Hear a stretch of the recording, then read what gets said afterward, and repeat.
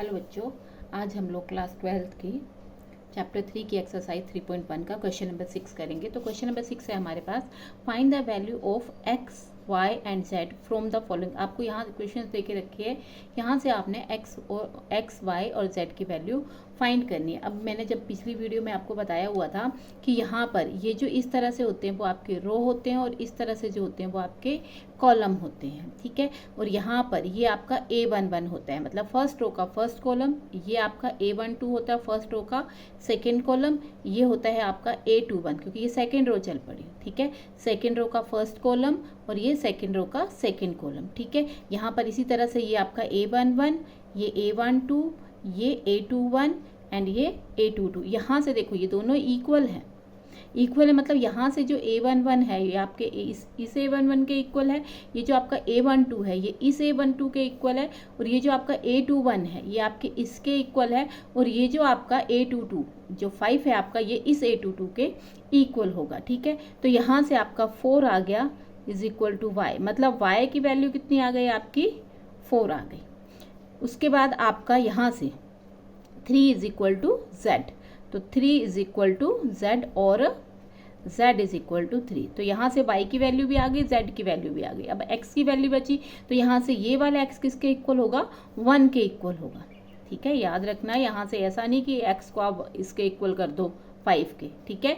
आपका यहाँ पर जो रो और कॉलम चल रही है वही रो और कॉलम आपका यहाँ पर आना चाहिए। यहाँ पर सेकेंड रो का फर्स्ट कॉलम है तो यहाँ पर भी आपका सेकेंड रो का फर्स्ट कॉलम आना चाहिए, ठीक है। तो ये फर्स्ट पार्ट सोल्व हो गया। अब इसी तरह से आपका सेकेंड पार्ट है, सेकेंड पार्ट है x प्लस वाई, यहाँ पर आपका 2, 5 प्लस जेड एक्स वाई, और यहाँ पर आपका है 6, 2 और 5, 8, ठीक है। अब यहाँ से वैल्यू निकाल लेते हैं। अब यहाँ देखो ये पूरी आपका ये है एक टर्म है ये आपकी, ठीक है। तो यहाँ से ये A11 है आपका, ये A11 है, ये A12 है, ये A21 है, ये A22 है। इसी तरह से यहाँ पर ये A11 है, ये A12 है, ये A21 है और ये A22 है। मतलब यहाँ से A11 किसके इक्वल होगा, इस 6 के इक्वल।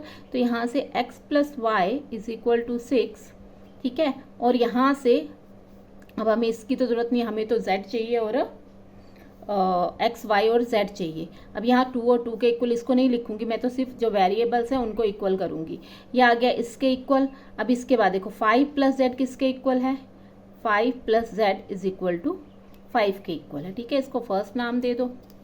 अब यहाँ से देखो z की वैल्यू यहाँ से निकल जाएगी, कैसे निकलेगी, z यहाँ 5 अगर दूसरी तरफ जाएगा तो ये माइनस का बन जाएगा, तो z की वैल्यू आ गई आपकी 0, ठीक है। यहाँ से z की वैल्यू निकल गई। अब यहाँ से देखो एक्स वाई किसके इक्वल है, 8 के इक्वल है, एक्स वाई आपका 8 के इक्वल, इसको सेकेंड नाम दे देती हूँ। अब इन दोनों इक्वेशन से मैं क्या करूँगी, क्योंकि z की वैल्यू तो मेरी निकल गई बट x और y की नहीं निकली, तो इन दोनों इक्वेशन से मैं x और y की वैल्यू फाइंड कर लूँगी। तो यहाँ से मैं क्या करती हूँ, y को मैं दूसरी तरफ ले जाती हूँ, यहाँ से मुझे x की वैल्यू मिल जाएगी, उस x की वैल्यू को मैं यहाँ पर पुट कर दूँगी। तो जब मैं y को उस तरफ लेके जाऊँगी तो यहाँ y प्लस का है, तो यहाँ y किसका हो जाएगा, माइनस का हो जाएगा। तो x is equal to 6 minus Y, ठीक है। वाई को दूसरी तरफ लेके गई तो ये माइनस का बन गया। अब इस x की वैल्यू को कहाँ पुट कर दूंगी, इक्वेशन सेकेंड में पुट कर दूंगी। तो यहाँ से आ जाएगा आपका 6 minus Y, y is equal to 8। देखिए यहाँ पर मैंने x की वैल्यू पुट कर दी, x कितना निकाला मैंने 6 माइनस वाई, तो यहाँ पर मैंने 6 माइनस वाई पुट कर दिया, y क्या हो रहा है, मल्टीप्लाई हो रहा है, ठीक है। अब इसको मल्टीप्लाई कर लेते हैं, तो 6 को y से करा तो कितना आ गया 6y। अब यहाँ से y को जब मैं y से मल्टीप्लाई करूँगी तो ये आ जाएगा minus Y square is equal to 8, ठीक है। तो यहाँ से अब मैं इस 8 को भी यहाँ ले आती हूँ, तो ये बन जाएगा आपका 6y minus Y square minus 8 is equal to 0। अब यहाँ से क्या करती हूँ मैं, वाई स्क्वायर, ठीक है, इसको मैं आगे लिख लेती हूँ, ठीक है, सीक्वेंस में लिख लेते हैं इनको, minus Y square plus 6y minus 8 is equal to 0। अब यहाँ y देखो स्टार्टिंग में आ रहा, सॉरी माइनस आपका स्टार्टिंग में आ रहा है, तो मुझे माइनस नहीं चाहिए स्टार्टिंग में, तो मैं यहाँ से क्या करूँगी, माइनस कॉमन ले लूँगी। तो मैंने यहाँ से जब माइनस कॉमन लिया, तो जब माइनस कॉमन लेंगे तो अंदर सारे साइन चेंज हो जाएंगे, ठीक है। जो माइनस वाली टर्म है वो प्लस में बन जाएगी और जो प्लस वाली है वो माइनस में बन जाएगी। तो ये माइनस वाली टर्म है तो ये प्लस में बन गई, ये प्लस वाली है तो ये माइनस में बन गई, ये माइनस वाली है तो ये प्लस में बन गई, ठीक है। अब ये माइनस दूसरी तरफ चला जाएगा, जीरो में मर्ज हो जाएगा तो क्या बन जाएगा, जीरो बन जाएगा। तो Y square minus 6y plus 8 is equal to 0। अब यहाँ पर देखो इसकी जो हाईएस्ट पावर है वो 2 है, ठीक है।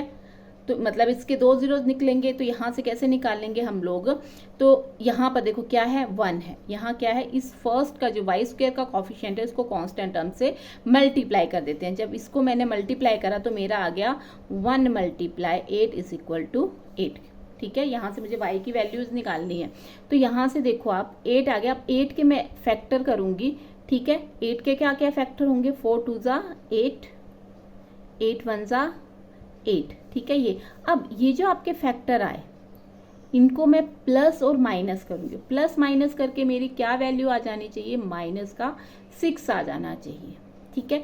तो यहाँ से देखो इसको अगर मैं करूँगी प्लस, 8 और 1 को प्लस करूँगी तो 7 आएगा, 8 में से 1 माइनस करूँगी, 8 में 1 प्लस करूँगी तो 9 आएगा, 8 में 1 माइनस करूँगी तो 7 आएगा। तो मेरा तो 6 नहीं बना। अब यहाँ देख लेते हैं, 4 और 2 6 होता है, लेकिन मुझे माइनस का चाहिए, माइनस का चाहिए मुझे दोनों के साथ माइनस लगाना पड़ेगा, क्योंकि -4 -2 कितना हो जाएगा, -6 हो जाएगा।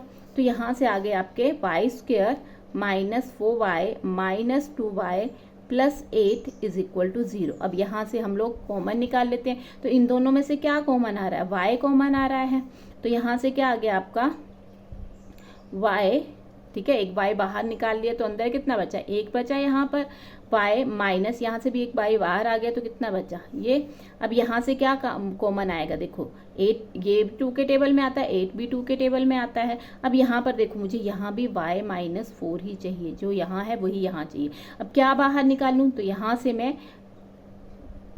माइनस का 2, अब माइनस का 2 क्यों बाहर निकालूँ, क्योंकि यहाँ माइनस का 4 चाहिए मुझे, ठीक है। अगर मैं माइनस बाहर निकालूंगी तब ये वाली टर्म आपकी माइनस की बन जाएगी और ये टर्म आपकी, क्योंकि जब माइनस बाहर निकालते हैं तो अंदर ब्रैकेट के अंदर जो वो साइन क्या होते हैं, चेंज हो जाते हैं। तो यहाँ पर आ गया आपका -2, तो ये आपका देखो, तो यहाँ से आपका आ गया y -2 y -4 is equal to 0, ठीक है। अब y -2 को भी 0 के इक्वल लिख देते हैं, y -4 को भी 0 के इक्वल लिख देते हैं। तो y की वैल्यू कितनी आ गई 2 और y की वैल्यू कितनी आ गई आपकी 4। तो y की 2 वैल्यूज निकल गई आपकी, ठीक है। तो एक बार यहाँ पर मैं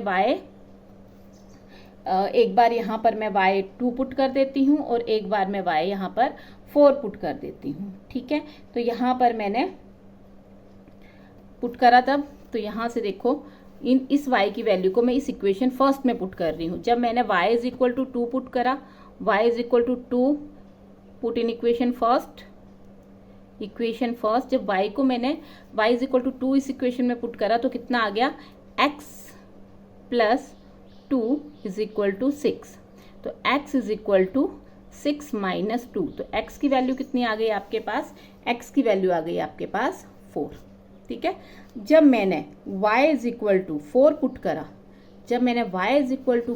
करा, तो जो आपकी x की वैल्यू, देखो y यहाँ पर जब मैं 4 पुट करूँगी तो जो आपकी x की वैल्यू है वो आ जाएगी आपकी 6 minus 4, x is equal to 2, ठीक है। जब मैंने y 2 पुट करा तो x की वैल्यू आई आपकी 4, जब मैंने y 4 पुट करा तो x की वैल्यू आ गई आपकी 2, ठीक है। तो यहाँ से आपकी जो वैल्यू आई वो आई आपकी फर्स्ट जो आई आपकी x is equal to 4, y is equal to 2, ठीक है। y 2 पुट करा तो x 4 है, तो z कितना है 0, ठीक है। दूसरी बार जब हमने x 2 पुट करा तो y आ गया आपका 4 और z आ गया आपका 0।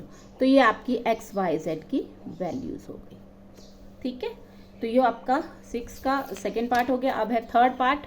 देखिए थर्ड पार्ट में देखिए ये आपका एक ही का आपकी रो, 3 आपकी रो है और एक आपका कॉलम है। तो यहाँ पर भी 1 रो 2 रो 3 और यहाँ पर एक कॉलम है।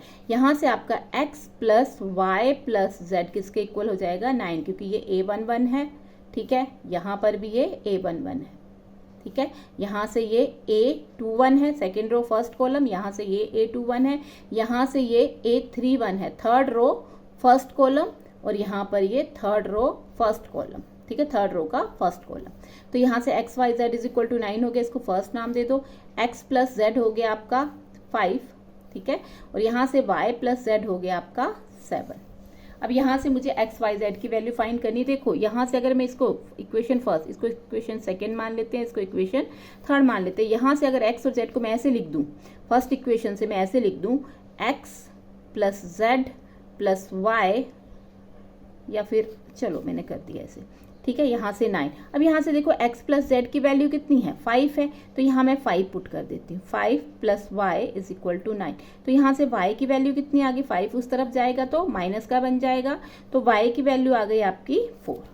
यहाँ से y की वैल्यू आपकी 4 आ गई, ठीक है। अब यहाँ पर इस y की वैल्यू को अगर मैं यहाँ पर रख दूँ थर्ड इक्वेशन में, तो मुझे z की वैल्यू मिल जाएगी। तो यहाँ पर y मैंने 4 पुट कर दिया, थर्ड इक्वेशन में y को मैंने 4 पुट कर दिया, तो 4 plus z is equal to 7। तो 4 उस तरफ चला गया, तो z is equal to 7 minus 4, तो z की वैल्यू आ गई आपके पास 3, ठीक है, z की वैल्यू आ गई आपके पास। अब बचा क्या आपके पास, x बचा निकालने को। तो अगर इस सेकेंड इक्वेशन में मैं z की वैल्यू पुट कर दूं तो मेरी x की वैल्यू निकल जाएगी। तो यहाँ से मैं x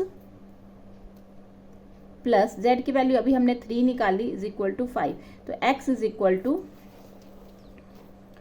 5, 3 उस तरफ जाएगा माइनस का बन जाएगा, तो x इज इक्वल टू 2।